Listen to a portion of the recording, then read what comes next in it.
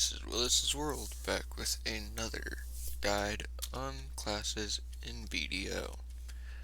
Today is the Guardian, and the Guardian is probably one of the friendliest characters to play, due to how simplistic the skill combo is and how few buttons you actually have to push.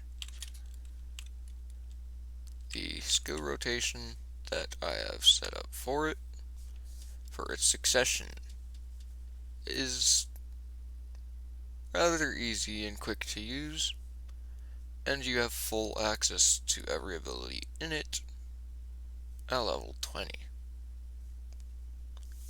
So it's very easy to pick up and start up. Now, the Avalanche Strike will lead into Black Blood Circle, and while Black Blood Circle is active, hold the right mouse button or your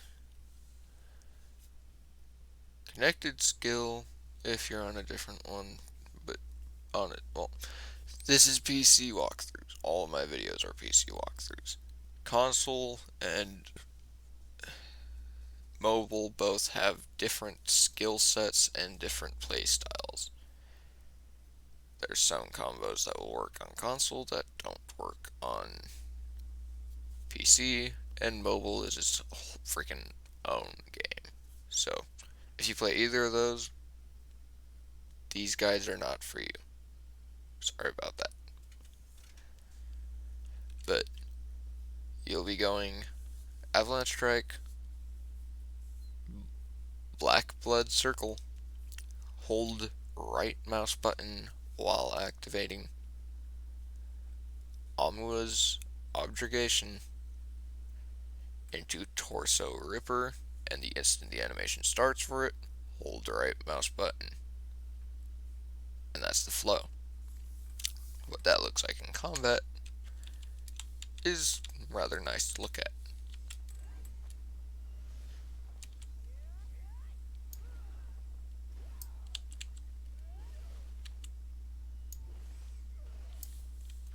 And that's the flow.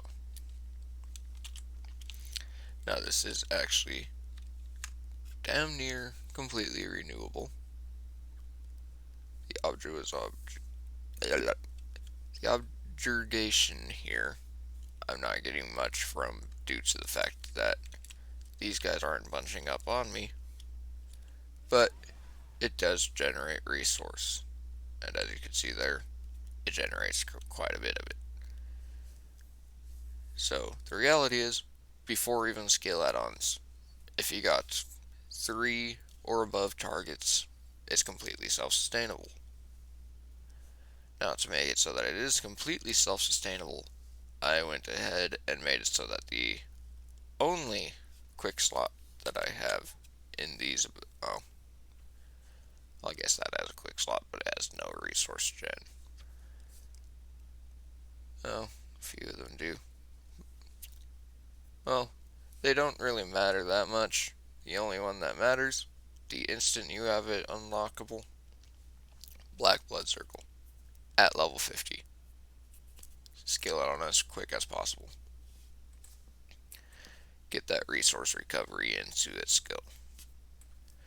I went for DP increase because it is a heal and it lasts a decent amount of time, so going DP increase on a skill that already has super armor just makes you that much harder to kill while it's active. So, no harm, no foul. But the combo, I find it a lot of fun. It's straightforward enough to use.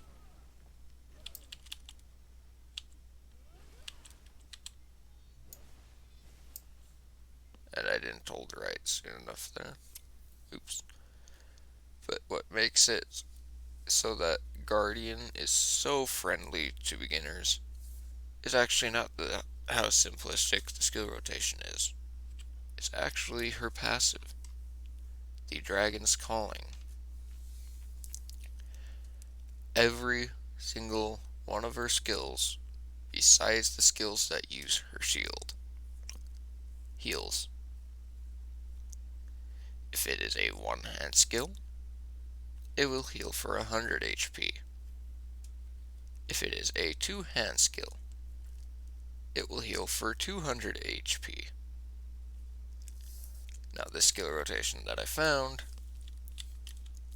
I've actually tested in the extreme and tested the passive. This Absolute Avalanche is a one-hand skill. The Black Blood Circle, also one-hand skill. However, Omnima's Objugation is a two-hand skill. And the Torso Ripper is a two-hand skill. Now, the Torso Ripper has a bit of a funky thing to it involving the passive. If you saw there was two animations in it. The swing up and the slam down. When you time it right and hold your right mouse button, you actually do that. Either way, both of them actually trigger the two-handed twice. So that Torso Ripper heals you for 400 off the passive instead of 200. And the Omnima's Objugation, 200. Black Blood Circle through the passive heals for 100 and 100. And the Avalanche Strike heals for 100. Now, that's just through the passive. That's not everything that is healing in this flow. This flow, the Black Blood Circle, also heals for, at starting level, it heals for 50 HP. Not that shabby, but it's not the starting level. That is why I say level 24, because you get this at level 8. Level 20 pulls in its flow, and its flow is where all of the HP recovery is. Because you see, not only are you healing for the eventual 200 HP there, and at level 49 it's that, but the 50 HP to the, I don't even know what the order is for it. Oh, 50, 65, 80, and 100. But that's not all the HP that's going into it, because you got that HP recovery from the skill, the HP recovery from the passive, and the HP recovery from the passive into the flow as well. And then you're getting 50 HP per hit on the flow. And on a single target, it is 6 hits. So, yeah. Single target heal will go 300 health. But the fact that it goes up to 10 targets means that can get up to 6,000 health. And that's with just the hits. That's not mentioning the fact that you're healing with the skill, healing through the passive, and doing all that before you even have the hits happen. But yeah, you got a lot going on. The Torso Ripper flow is Black Blood. You got forward guard and knockdown, which is great. But that is something else about this that is so broken.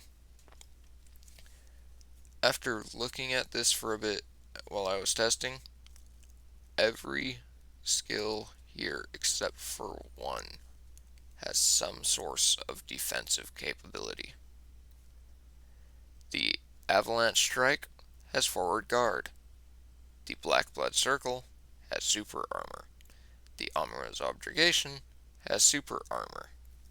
The Torso Ripper has none, but its flow has forward guard. And the Black Blood Circle flow has super armor. So of the 6 abilities you use in this flow, only one of them does not have a defensive capability increase. Yet it flows into one.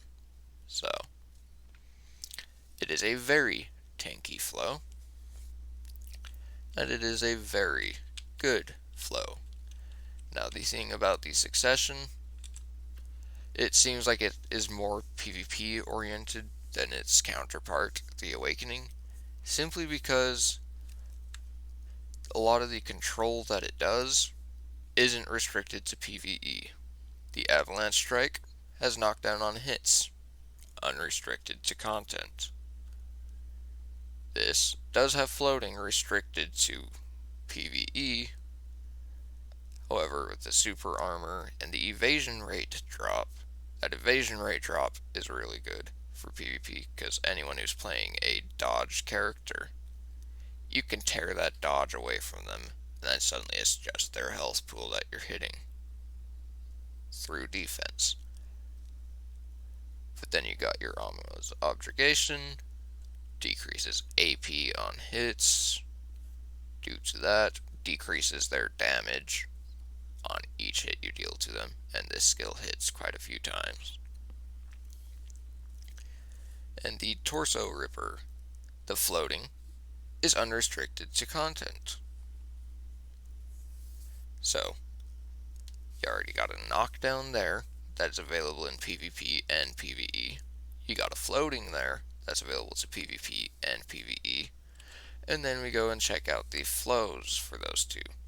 Black Blood, it's HP recovery and super armor, as well as 6 hits. It's just there for extra damage. However, the Black Blood Slaughter, which is the Torso Ripper's flow, out of floating, goes straight to knockdown. So it will knock them in the air, and then you'll slam them to the ground. And it has air attack, and down smash. So all 3 of those skills activate extra damage off of the fact that it's flowing from Torso Ripper. Because that air attack is smacking them in the air. The air smash on that has you do extra damage to them while they're in the air. And then Black Blood Slaughter with air attack, and down smash means you're going to smack them in the air for more damage. You're going to do knockdown to them, so the fact that they're in the air out of floating and getting smacked into the ground causes down smash damage increase. And the fact that it hits a few times, some of those hits are going to benefit from down attack. Since it's on the ground, you do extra damage to them on the ground. Now, the base damage for this kit, it has some pretty high numbers. It's a very good kit. It heals a shit ton. It has a lot of control. It is a very good kit. And it is a very good character. If you want a friendly character to start the game out with that doesn't have much skill spam in it, this character is a very friendly one to use. That is it for the Guardian Succession, and that is Willis's World, signing out.